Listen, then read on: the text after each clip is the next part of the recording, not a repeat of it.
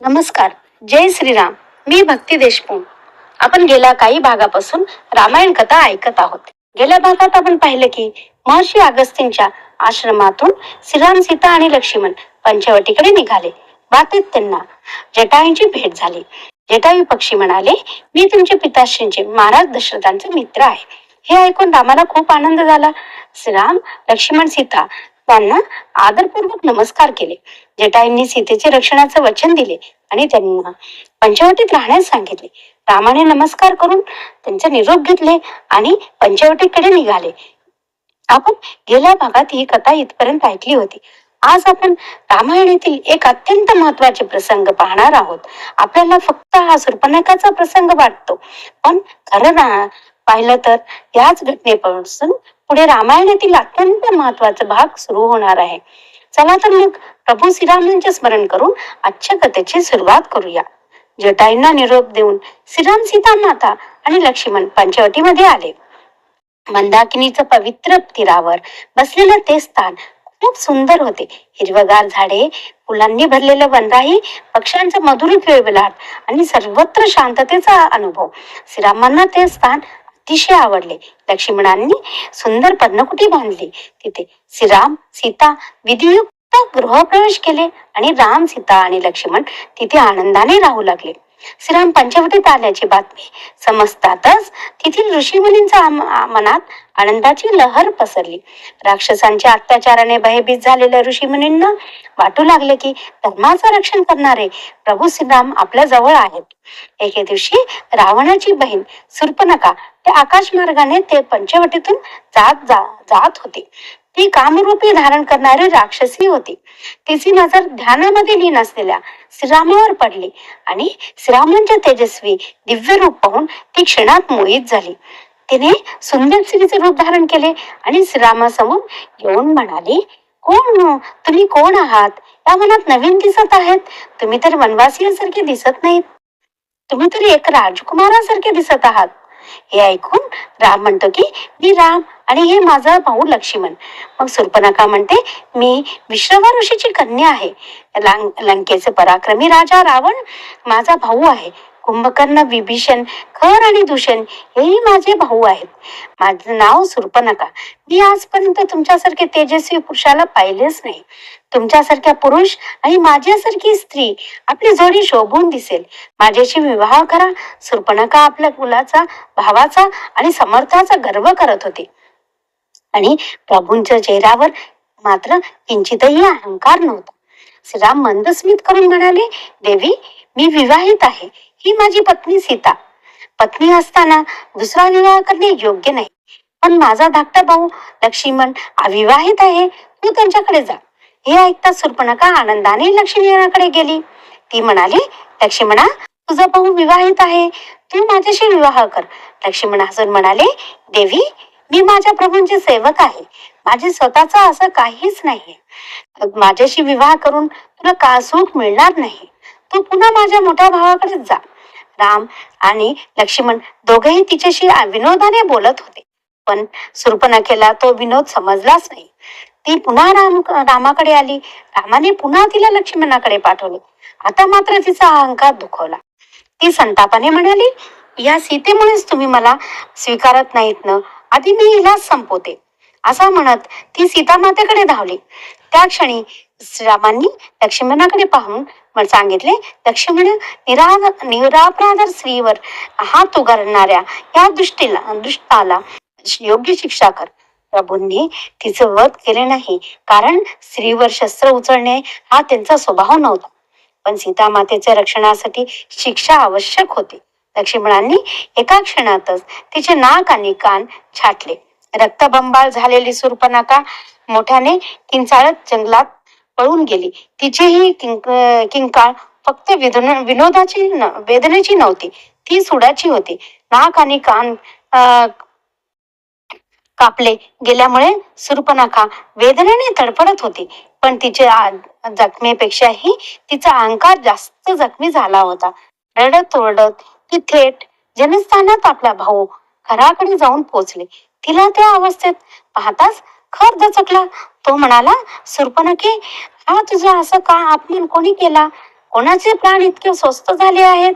सांग, मी त्याला आत्ताच शिक्षा करतो. शूर्पणखा रडत म्हणाली, भाऊ, दंडकारण्यात जटाधारी बळकटी धारण केलेल्या दोन तरुण आहेत. त्यांच्यातील एकाची पत्नी खूप सुंदर, खूप रूपवान, सौंदर्यवती आहे. मला असं वाटलं की त्या स्त्रीला आपला भाऊ रावणापाशी घेऊन जावे, म्हणून मी तिथे गेली असताना त्या दोघांनी माझा असा अपमान केला. माझे नाक आणि कान कापले. तुझ्यासारखा पराक्रमी भाऊ असताना माझी ही अवस्था झाली. आता जर तूही शांत बसलास तर लोक तुझ्या पराक्रमावर हसतील. आपण सगळे इथे लक्षात घ्या. शूर्पणखा फक्त आपला अपमान सांगत नव्हती, ती खराच अभिमानालाच आव्हान देत होती. कारण तिला माहिती होतं, अभिमानाला ठेच लागलं की विवेक मागे पडतो. हे ऐकताच खर संतापाने लालबुंद झाला. पण त्याने लगेच स्वतः युद्धाला जाण्याऐवजी आपल्या 14 पराक्रमी राक्षसांना बोलावले. तो म्हणाला, जा, त्या दोन मुनी वेशधारी तरुणांना ताबडतोब पद करून इथे घेऊन या. त्याचे रक्ताने माझ्या बहिणीचा अपमानाचा बदला घ्या. तो 14 बलवान राक्षस शस्त्र घेऊन पंचवटीकडे धावले. ते श्रीरामासमोर उभे राहिले आणि गर्जना करू लागले. प्रभू शांतपणे म्हणाले, आम्ही वनात ऋषींचे रक्षण करण्यासाठी आलो आहोत. विनाकारण युद्ध करू नका. अजूनही वेळ गेलेली नाही. परत जा. परंतु अधर्माला सत्याचा शब्द कधीच पटत नाहीत. ते राक्षस प्रभूवर तुटून पडले. श्रीरामांनी धनुष्यावर बाण चढवले आणि काही क्षणातच ते 14 राक्षस भूमीवर पडले. शूर्पणखा पुन्हा धावत खराकडे गेली आणि यावेळी ती आणखी संतापलेली होती. ती म्हणाली, भाऊ, तू पाठवलेले 14 राक्षसही क्षणात मारले गेले. जर आज तू स्वतः गेला नाही तर तुझा पराक्रम व्यर्थ आहे. हे ऐकताच खराचा क्रोध अनिवार्य झाला. त्याने आपले सेनापती दूषणाला आज्ञा दिली, संपूर्ण सैन्य तयार करा. आज त्या दोन मानवांना जिवंत सोडायचंच नाही. क्षणात 14,000 राक्षसांचं विशाल सेना सज्ज झाली. सेनापती दूषण, त्रिशार आणि स्वतः खर युद्धासाठी निघाले. दंडकारण्य पूर्ण हादरून गेले. तो प्रचंड सैन्य पाहून श्रीरामांनी लक्ष्मणांना प्रेमाने सांगितले, लक्ष्मणा, सीतेला घेऊन सुरक्षित ठिकाणी जा. या राक्षसांचा सामना मी एकटाच करेन. लक्ष्मणांनी श्रीरामाच्या चरणांना वंदन केले आणि सीतामातेला घेऊन सुरक्षित स्थळी गेले. आता रणभूमीवर एकीकडे 14,000 राक्षस आणि दुसरीकडे एकटे प्रभू श्रीराम. हे युद्ध केवळ शस्त्रांचा नव्हता, हा धर्म आणि अधर्म यांचा संघर्ष होता. राक्षसांनी चारही बाजूंनी बाण, गदा, भाले आणि शूलांचा वर्षाव सुरू केले. पण प्रभूंच्या धनुष्याचा टणत्कार होताच रणांगणाचे चित्र बदलू लागले. एकामागून एक राक्षस भूमीवर कोसळू लागले. थोड्याच वेळात दूषणाचा अंत झाला. त्यानंतर त्रिशारही प्रभूंच्या बाणाने रणभूमीवर पडला. हे पाहून खर स्वतः रणांगणात उतरला. त्याने अत्यंत पराक्रमाने युद्ध केले, पण धर्माच्या रक्षणासाठी उभे असलेल्या श्रीरामासमोर त्यांचा समर्थन टिकलाच नाही. अखेर श्रीराम एका बाणाने खराच्या छातीवर जाऊन लागला. खर भूमीवर कोसळला. क्षणात रणभूमी शांत झाली. 14,000 राक्षस, भूषण, त्रिशार आणि खर यांचा अंत झाला. आकाशातून देवांनी पुष्पवृष्टी केली. ऋषीमुनी आनंदाने प्रभूंचे जय जयकार करू लागले. पण ही कथा इथेच संपत नाही. दूर उभी असलेली शूर्पणखा हे सगळे बघत होती. खर, दूषण, त्रिशार आणि 14,000 राक्षसांचा क्षणात झालेला संहार पाहून शूर्पणखा भयभीत झाली. आता तिच्या लक्षात आले की रामाचा पराभव करणे खर दूषणाच्या शक्तीच्या बाहेरच होते. रडत ओरडत ती थेट लंकेत आपल्या भाऊ रावणाच्या दरबारात जाऊन पोचली. रावण अत्यंत पराक्रमी, विद्वान, वेदशास्त्रांचा ज्ञाता होता, पण आणि भगवान शंकराचा महान भक्त होता. पण त्याच्या बरोबरच त्याला अहंकारही प्रचंड होता. शूर्पणखेची अवस्था पाहून रावण आश्चर्यचकित झाला. तो म्हणाला, शूर्पणखे, तुझी ही अवस्था कोणी केली? कोण इतकं पराक्रमी आहे की माझ्या बहिणीचा असा अपमान करण्याचा धाडस केला? शूर्पणखा रडत म्हणाली, भाऊ, दंडकारात 2 तपस्वी मुनी सारखे दिसणारे तरुण आले आहे. ते साधूंचे वेश धारण केलेले आहेत. ते दोघे भाऊ आहेत. त्यांचं नाव राम आणि लक्ष्मण. पण ते खूप पराक्रमी आहे. रामाची पत्नी खूप सुंदर, रूपवान, अप्सरांना पण मागे टाकणारी तिचं सौंदर्य आहे. तिचे सौंदर्य पाहून मला वाटले की एवढी सुंदर स्त्री माझी भार्या, एवढी सुंदर स्त्री तुझी भार्या शोभून दिसेल, म्हणून मी तिथे गेले होता. पण त्याच वेळेस रामाच्या आज्ञेने लक्ष्मणाने माझं नाक आणि कान कापले. पण एवढेच नाही, रामांनी खर, दूषण, त्रिशार आणि 14,000 बलवान राक्षसांचाही एका युद्धातच संहार केला. हे ऐकताच रावण काही क्षण शांत झाला. त्याला आपल्या बहिणीचा अपमानापेक्षा एकच गोष्टीचं अधिक आश्चर्य वाटले. एक मनुष्य 14,000 राक्षसांचा पराभव कसा करू शकतो?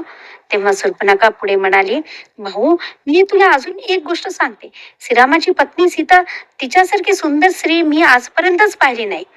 तिचे सौंदर्य, तिचे तेज आणि तिचे वर्णन करण्यासाठी शब्द अपुरे पडतील.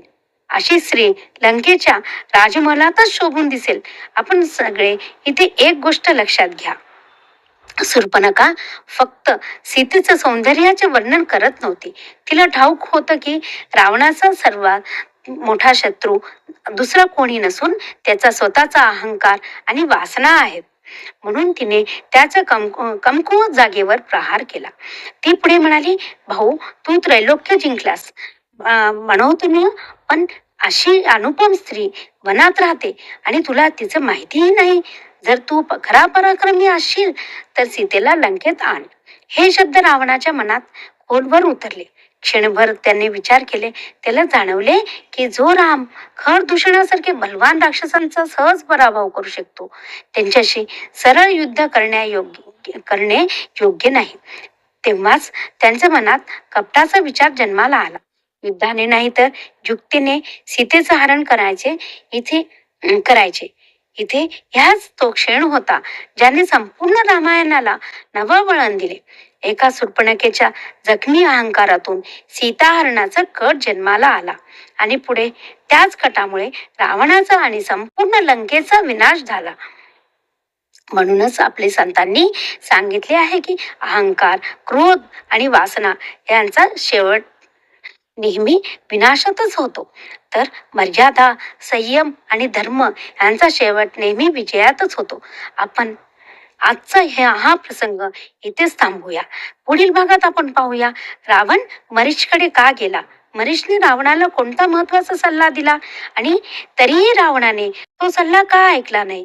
ही कथा तुम्हाला आवडली असेल तर कृपया आपल्या कुटुंबियांना, मित्रमैत्रिणींना आणि विशेषतः आपल्या मुलांना व नातवंडांना जरूर ऐकवा. तुमची प्रतिक्रिया मला नक्की कळवा. तुमचं प्रेम आणि आशीर्वाद हेच माझ्यासाठी पुढे आणखी सुंदर रामायण कथा सांगण्याचं प्रेरणा देणार आहेत.